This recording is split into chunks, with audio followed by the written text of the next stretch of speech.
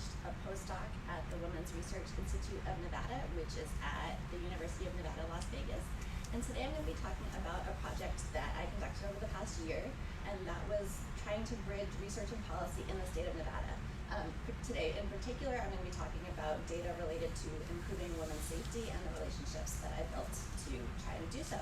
And this work would not have been possible without the help of my postdoc research assistant, Valerie Velasco, who's not here, but wanted to make sure to give her a shout out.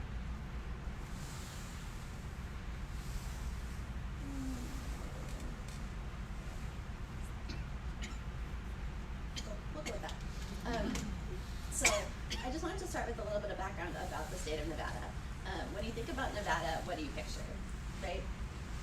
You probably picture that picture on the top, which is the Las Vegas Strip, and it's all glitz and glamour, and lights 24/7, and lots of extravagance. But people do live there, and there's also beautiful nature, which not a lot of people know about. But besides those two things, there's a really vast state. So Nevada is the 7th biggest state by geography. However, it is the 33rd most populated. So if you look at this map, the two areas in dark red are the areas that are considered urban. And that is up top you see Washoe County, and down the bottom is Clark County, which is where Las Vegas is. And the rest of it is really not populated. That dark blue is considered frontier land. So there's so few people living there that it's not even like rural, it's frontier land. So that just gives you an idea of the two different communities we have going on. We have a lot of people living in real rural, isolated areas, and then people living in areas like Las Vegas. And 90% of the population lives in those two little small parts, and the rest of it is simply dispersed throughout the state. So when conducting research on the state, it's really important to take both of these into account, right? I was kind of tasked with something difficult in doing research on the entire state when the state is so diverse. And we're going to talk today about safety. I just wanted to give you a sense of where the money on rape prevention goes in the state of Nevada. So I just showed you that most people live in Clark County, but if you look at this chart here, you can see that the vast majority of the money goes to Washoe County up in the top left. And then Carson City, which is that tiny little dot right there, also gets almost $2 million, whereas Clark County gets $300,000.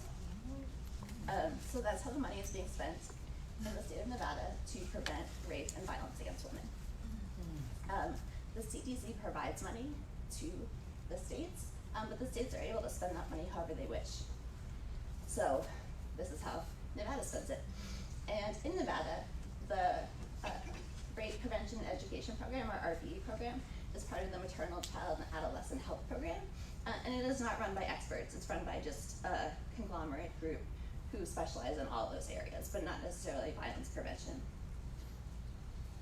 And to make matters a little worse, Nevada consistently ranks either first or second in the nation in domestic violence fatalities. So women living in Nevada have a greater chance of being assaulted by their significant other than police officers do of getting injured on the job. And in 2014, Nevada Domestic Violence Services were contacted over 60,000 times. Wow. And just to put that into perspective, in comparison to the rest of the country, here's a chart that shows the rapes that are reported in Nevada compared to the western part of the country and the country as a whole. And as you can see, Nevada is in the dark purple there, and they consistently rank higher than the rest of the country.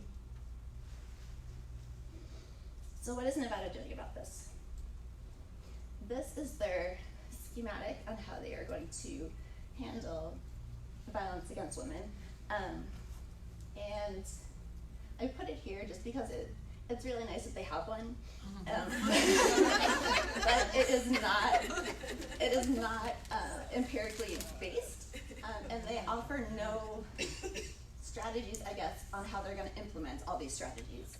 So they're offering strategies that just go out into the ether and never see the light of day. So they sound really great, like partner with Nevada Council for Prevention of Domestic Violence to leverage federal legislation and other state and local policies and guidelines that promote primary prevention education.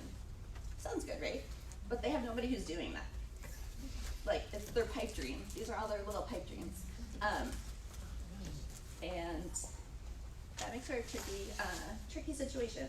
So they say that they currently maintain sexual violence prevention strategies that target their most vulnerable population. So teens and young adults of all genders, cultural, racial backgrounds, sexual orientations, religious affiliations, and socioeconomic levels. So that's great too. I would stand behind that. However, there's little to no intersexual data to identify these specific vulnerable populations in Nevada. So all their data is just at the aggregate level, and it's really hard to know how to target these specific interventions. So that's where the Jean Nightage Women's Center comes in. They are a violence prevention center that's on UNLV's campus, and they sort of are the brainchild behind identifying all these loopholes in the state's plan. And just for a little detour, this data was part of the Status of Women in Nevada report. So that's a report that was first put together in 2005, but at the time it was in the Women's Research Institute had never had a social scientist before myself. So at the time it was just an aggregate of existing data, and I was brought onto the team to collect original data. And over the past year, I developed a survey that I disseminated a couple months ago, and it looked at 5 different experiences of women's daily lives, their mental health and their access to healthcare services, their physical health and their access to physical healthcare services, their political experiences, both big P and little p, so like in their daily lives in their community and also on a larger scale, and then their experiences in the workplace and with safety and violence. So the safety and violence is what I'm going to be talking to you about today. And this survey was really a labor of difficult conversations. I was going to say love, but that wasn't going to work. And as you may or may not know, Nevada was the first state this year to have a predominantly female state legislature. So it was really a great time to be conducting this research. And before Nevada's legislature only meets every other year, but this was a year they were meeting, and before they met, the Women's Research Institute and our Community Advisory Board met with the incoming Congress people at the state level to get a sense of what data they needed and what was important to them, and to just let them know who we were. The Women's Research Institute is privately funded, even though it exists in a state university, and we were also seeking state funding from them, hopefully, somewhere along the way. So we met with them and told them just sort of what our goals were, and I met with them individually and asked them what bills they had coming up and what data would be useful to them. And we also went up to Carson City and met with people who weren't at that housewarming initiative. So it was kind of tricky though, because a lot of the times I would say, what do you need data on? And they'd say, oh, I don't know. You know? So that was definitely one of the challenges. Or like my assistant will find the data. And I was like, no, I want to help you and give you the data. So just being able to pinpoint what these people needed and be effective wasn't as easy as I thought it was going to be. So the survey was disseminated in the spring, and I'm going to review some of the safety data today. None of the data is surprising, so don't get excited. But our sample basically matched the demographics of the state, both racially and by counties. So we were able to reach people in all of those little obscure counties across the state, which was great. And unfortunately, it trended older. So our mean age was about 56, and the age range was from 18 to 78. So keep that in mind when you're looking at these data and the frequencies with which some of these things are reported, and that it's predominantly older men and women. So we asked them questions about how frequently they believed sexual assault occurs in their city or town. And not surprising here, the men believed it occurred like very infrequently or somewhat infrequently, and then it flops to women thinking it occurs somewhat frequently or very frequently. So that gender pattern wasn't really surprising, nor were the frequencies there. But we were just collecting data so that way we'd be able to give it to the state and let them know what people are most vulnerable.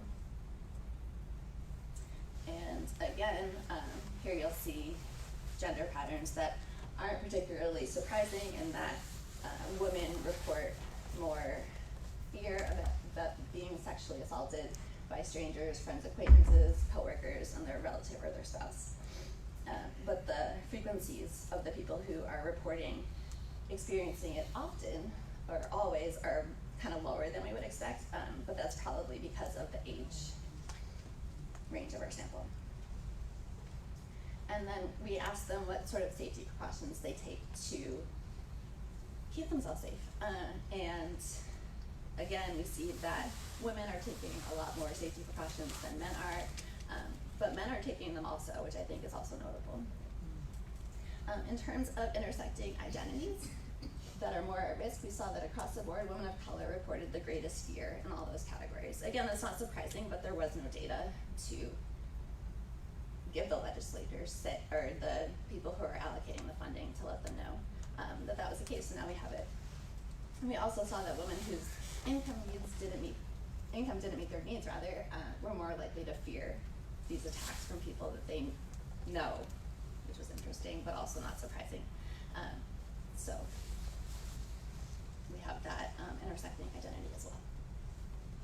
And we also left a space for qualitative responses to say, if you have anything else about safety that you want to tell us, please let us know. And I haven't analyzed these formally, but I just wanted to give you a sense of the different responses that we had. So we had some people who sort of were in line with what we were seeking. So like, I wish we lived in a safe, or not in line with what we were seeking, but they acknowledged that there were problems.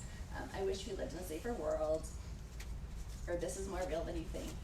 And then there were the people who really blamed others. So this person said, gangs and gang-type people seem to be ever more present throughout Las Vegas, everywhere, casinos, street corners, etc. Crime in Las Vegas is not as bad as Chicago or Los Angeles, but it's getting there. Scary enough to consider moving. So they have the privilege to be able to move, but I don't think they acknowledge that that's a privilege, just that their safety is being threatened in a way. And similarly, this participant said, mentally ill homeless folks and young thug wannabes are the biggest threat in my urban lifestyle. So that was the response to anything else you'd like to add about safety. Telling. Well, there are dangerous areas in town. No one I know needs to go anywhere near them. Again, that's the privilege speaking, and it really stuck out to me. And this person said, I have never really worried about or taken any action to protect myself from any kind of assault, but almost everyone I know has had something like that happen to them at least once. I think I'm just unusually lucky.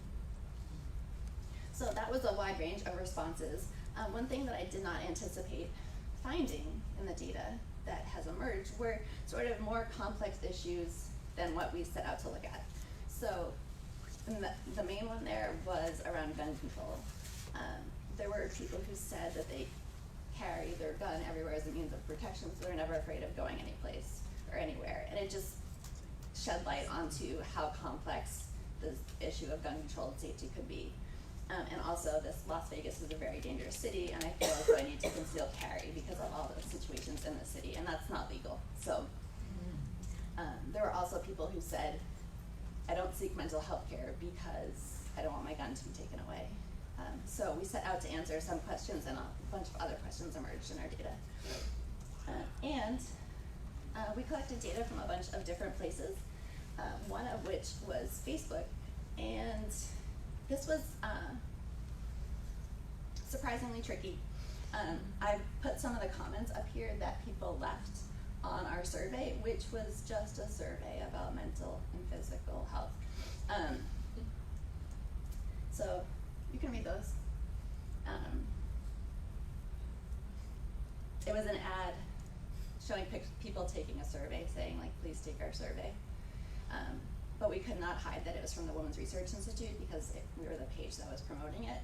So there were men who were not happy about the fact that they were being asked to take a survey about women's issues.